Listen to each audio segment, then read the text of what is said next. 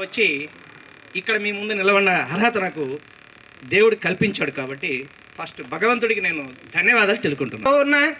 గురువే మా దైవం, గుడి లాంటి బడిలోన గురువే మా దైవం, అక్షరాలు దిద్దించి భవిష్యత్తును చూపించారు, అక్షరాలు దిద్దించి భవిష్యత్తును చూపించారు.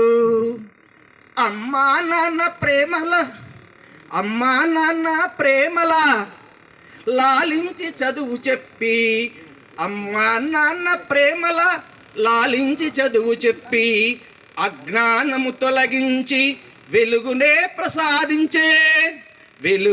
ప్రసాదించే మట్టి ముద్దలాంటి నాకు చక్కని రూపం కల్పించి, మట్టి ముద్దలాంటి నాకు చక్కని రూపం కల్పించి, చదువుల మర్మాలు విప్పి